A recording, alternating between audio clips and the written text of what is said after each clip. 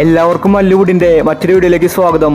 ഇന്ന് രാത്രി റിലീസ് ചെയ്യുന്ന OTT സിനിമകളെ കുറിച്ചാണ് നമ്മൾ ഇന്നത്തെ വീഡിയോയിൽ നോക്കുന്നത്.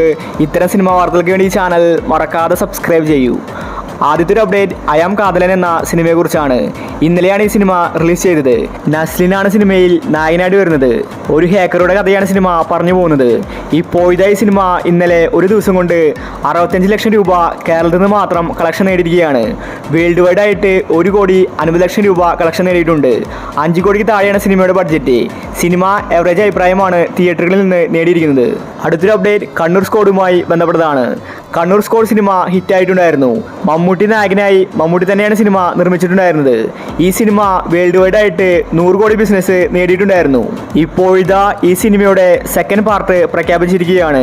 കണ്ണൂർ സ്ക്വാഡിന്റെ രണ്ടാം ഭാഗം ഉടനെ തന്നെ ഷൂട്ടിംഗ് ആരംഭിക്കുമെന്ന റിപ്പോർട്ടാണ് വന്നിരിക്കുന്നത്.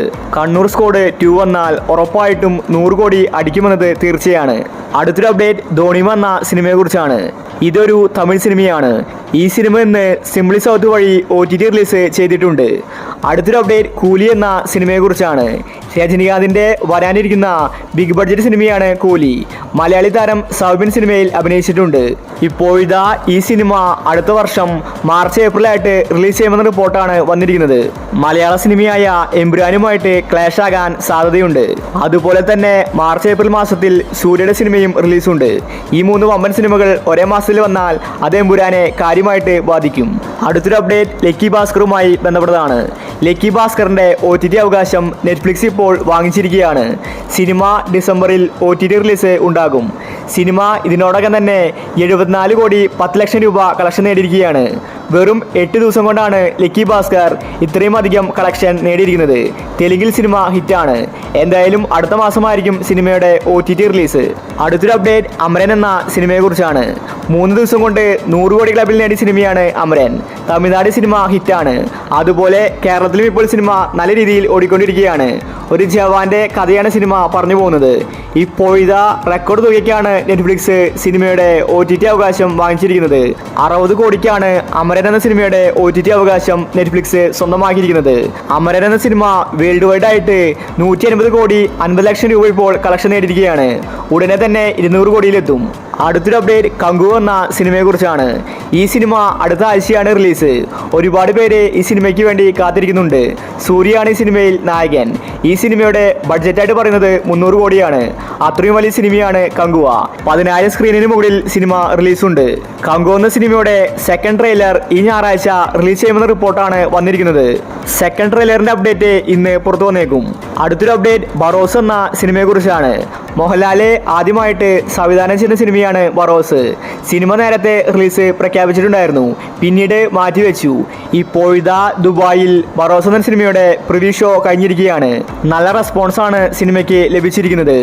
ഈ ബറോസ് എന്ന സിനിമ ഡിസംബറിലാണ് റിലീസ്. 3D സിനിമയാണ്. അടുത്തൊരു അപ്ഡേറ്റ് കത്തനാർ എന്ന സിനിമയെക്കുറിച്ചാണ്. ജയസൂര്യ നായകനാവുന്ന കത്തനാര് ഒരു ബിഗ് ബഡ്ജറ്റ് സിനിമയാണ്. ജയസൂര്യ 3 വർഷമായിട്ട് ഈ സിനിമയ്ക്ക് വേണ്ടി മാറ്റിവെച്ചിരിക്കുകയായിരുന്നു.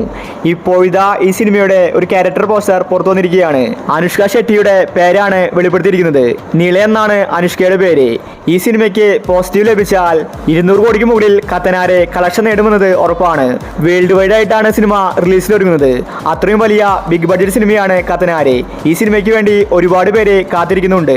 അടുത്തൊരു അപ്ഡേറ്റ് സമാധാന പുസ്തകം എന്ന സിനിമയെക്കുറിച്ചാണ്. ഈ സിനിമ ഇന്ന് രാത്രിയാണ് OTT റിലീസ്. ഇന്ന് ഏത് നിമിഷവും സിനിമയുടെ OTT റിലീസ് ഉണ്ടായിരിക്കും. കഴിഞ്ഞ ദിവസം ഇതിന്റെ ട്രെയിലർ പുറത്തുവിട്ടിട്ടുണ്ടായിരുന്നു. സൈന പ്ലയാണ് സിനിമയുടെ OTT അവകാശം വാങ്ങിച്ചിരിക്കുന്നത്. സിജു വിൽസനാണ് സിനിമയിൽ നായകൻ. അതുപോലെ മാത്യു തോമസും സിനിമയിൽ അഭിനയിച്ചിട്ടുണ്ട്. അടുത്തൊരു അപ്ഡേറ്റ് കിഷ്കിന്ധകാണ്ഡം എന്ന സിനിമയെക്കുറിച്ചാണ്. ഒരുപാട് പേര് കാത്തിരിക്കുന്ന സിനിമയാണ് കിഷ്കിന്ധകാണ്ഡം. ഈ സിനിമയുടെ OTT തീയതി പുറത്തു വന്നിരിക്കുകയാണ്. ഈ സിനിമയുടെ OTT അവകാശം ഹോട്ട്സ്റ്റാർ ആണ് വാങ്ങിച്ചിരിക്കുന്നത്. ഇപ്പോൾ അവസാനമായിട്ട് ഹോട്ട്സ്റ്റാർ പുറത്തുവിട്ട സിനിമ ARM-ആണ്. ഇന്നായിരുന്നു സിനിമയുടെ റിലീസ്. ഇനി അടുത്തതായി കിഷ്കിന്ധകാണ്ഡം എന്ന സിനിമ OTT റിലീസിന് ഒരുങ്ങുകയാണ്. ഈ വർഷത്തെ ഓണം വിന്നറായിരുന്നു കിഷ്കിന്ധകാണ്ഡം എന്ന സിനിമ. 50 കോടിക്ക് മുകളിൽ സിനിമ കളക്ഷൻ നേടിയിട്ടുണ്ട്. ആസിഫ് അലി, വിജയരാഘവനാണ് സിനിമയിൽ അഭിനയിച്ചിരിക്കുന്നത്. രണ്ടുപേരും മികച്ച അഭിനയമാണ് കാഴ്ചവെച്ചിരിക്കുന്നത്.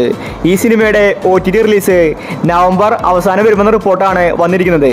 നവംബർ 25-ന് ശേഷം എപ്പോൾ വേണമെങ്കിലും കിഷ്കിന്ധകാണ്ഡം എന്ന സിനിമ ഹോട്ട്സ്റ്റാറിൽ റിലീസ് ചെയ്തേക്കും. ഹോട്ട്സ്റ്റാറിൽ അടുത്തു വരുന്ന സിനിമയാണ് മൂവിയാണ് കിഷ്കിണ്ട് കാണ്ഡം.